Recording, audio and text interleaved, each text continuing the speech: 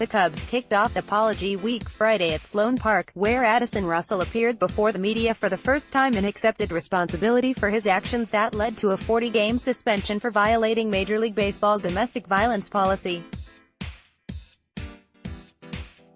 Next, on tap is Cubs chairman Tom Ricketts, who will address the racist and Islamophobic emails of his father, Joe Ricketts, at a Monday news conference. The start of spring training usually is a time to spread the word of hope. Unfortunately for the Cubs, this spring begins with apologies for actions and words that have no place in society. The organization has been put under a microscope thanks to Russell and Joe Ricketts, and we'll see if it can return to the place that brought so much joy to Chicago only a few years ago. With Cubs president Theo Epstein standing in the back of the media room, Russell answered questions related to the alleged abuse of his ex-wife, Melissa Reedy, which he originally denied in a statement last fall. "Through counseling I now have a better understanding of what domestic abuse is," Russell said, adding later, "The person who has been inflicted the most in this process is Melissa. And I want to own those actions and I am sorry for the hurt that I have caused Melissa and the pain that I put her through." Russell would not get into specifics but said that he's committed to being a better person, that his teammates have shown support for him and his family, and that he's sorry for the hurt and pain I've caused Melissa. How does Russell plan to regain the support of Cubs fans?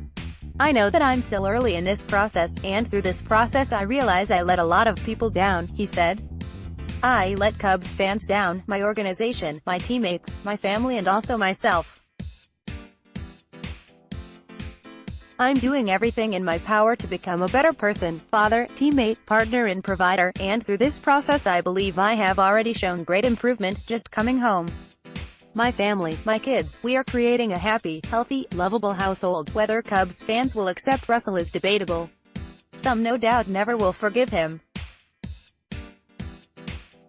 Others will point to other athletes who have overcome similar allegations and become good citizens. The only recent example on the Cubs was Aroldis Chapman, whose acquisition in the middle of 2016 after serving a domestic violence suspension with the Yankees was met with much criticism.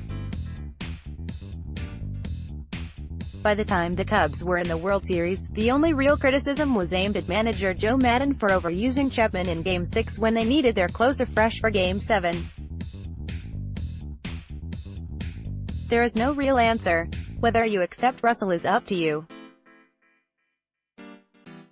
I personally think we're doing the right thing, but I understand people that are critical to the approach we took, Epstein said Tuesday. There are people who are upset and think we should have just moved on. But I can at least pledge to those people that we're taking this on earnestly, that it's important to us. It's not words, they're actions. And I will continue to be transparent with the media and our fans about everything that we're doing to attack this problem of domestic violence. Epstein is the one responsible for giving Russell a second chance, and he reiterated there are no guarantees Russell will be back. Epstein also is responsible for acquiring Chapman and Daniel Murphy, whose homophobic comments from years earlier with the Mets led some Cubs fans to vow they no longer would root for the team. While the Murphy, Russell and Joe Ricketts situations may be separate issues, all three put the organization in a bad light. What would Maddon say to fans who have decided they no longer can support the team because of these issues? "We all have our own opinions on situations, we all deal with different moments differently," he said. "From us to them, hopefully that they'll listen and realize we're attempting to do the right things among all these different items, whether it was Murph last year or Mr. Ricketts right now and, of course, Addison. We're just trying to do the right things for everybody involved. We hope the fans understand that. We hope the fans understand that second chances are a part of life. And we've all been there. We're working our way through this right now. It's kind of new ground for us too. And to give people an opportunity to resurrect themselves in a sense and put themselves back on the right path as human beings first.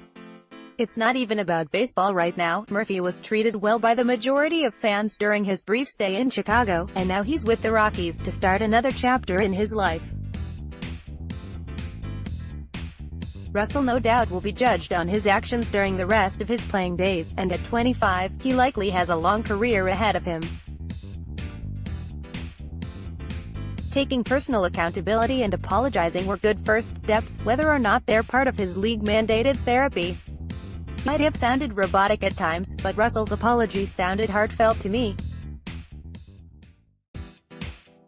Joe Ricketts, on the other hand, has yet to apologize in person and probably never will have to face the music for his hateful words.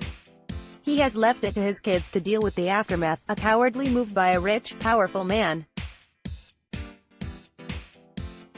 Calling the emails racially insensitive in a statement was a misstep by Tom Ricketts, who seemed more worried about making sure everyone knew his father has no day-to-day involvement with the Cubs. He should know better. Epstein said Tuesday that the emails were upsetting to read and correctly referred to them as disgusting views. Tom Ricketts gets a second chance Monday to get it right. And soon the Cubs will get back to selling hope, which is what spring training was made for in the first place.